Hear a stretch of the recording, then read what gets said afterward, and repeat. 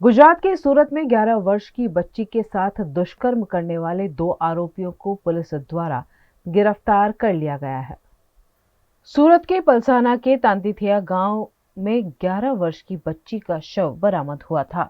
बच्ची 5 दिन पहले अपने घर से गायब हो गई थी। बच्चे के साथ दुष्कर्म करने के बाद उसकी हत्या करने वाले 2 आरोपियों को पुलिस ने हिरासत में लिया है, जो बच्ची की सोसाइटी में ही रहते थे।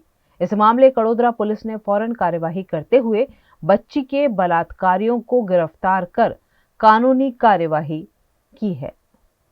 23 તારીખે બપોરે જાડી ઝાંખરામાં એ બાળકીનું અર્ધનગ્ન હાલતમાં મૃતદેહ મળી આવેલ, જેનું તાત્કાલિક એક્ઝિક્યુટિવ મજિસ્ટ્રેટની રૂબરૂ સરકારી પંચોને રાખી અને ઇન્ક્વેસ્ટ પંચનામું ભરેલું અને ફોરેન્સિક વિભાગને જાણ કરતાં ફોરેન્સિક પીએમ કરવાની તજવીજ ધરવામાં આવેલ।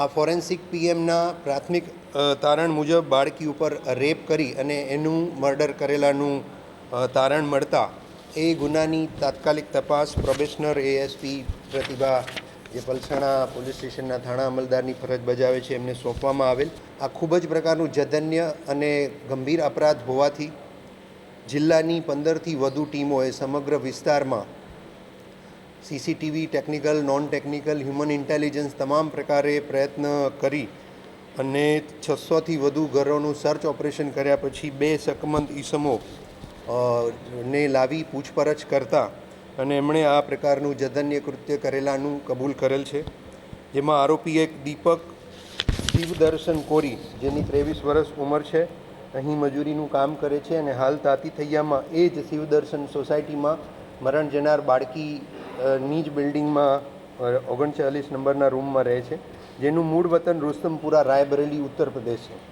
બીજો આરોપી અનુજ સુમન પાસવાન, એની ઉંમર પણ 23 વર્ષ છે, એ પણ શિવદર્શન સોસાયટીમાં એ જ સોસાયટીમાં રહે છે અને મૂળ વતન પલામુ ઝારખંડનો રહેવાસી છે। બપોરના સુમારે આ બંને આરોપીઓ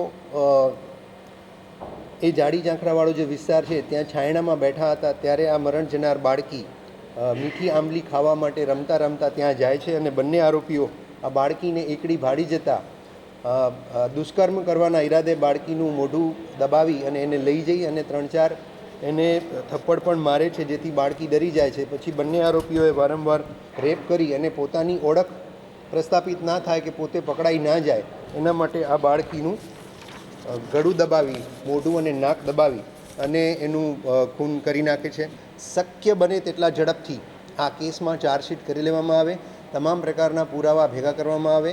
સ્પેશિયલ પબ્લિક પ્રોસિક્યુટરની પણ ડિમાન્ડ અત્યારેથી કરવામાં આવેલ છે, એટલે ઝડપથી ચાર્જશીટ થાય, ઝડપથી કેસ ચાલે અને આ બંને ગુનેગારોને કડકમાં કડક સજા થાય એ પ્રકારની કાર્યવાહી સુરત રૂરલ પોલીસ કરી રહી છે।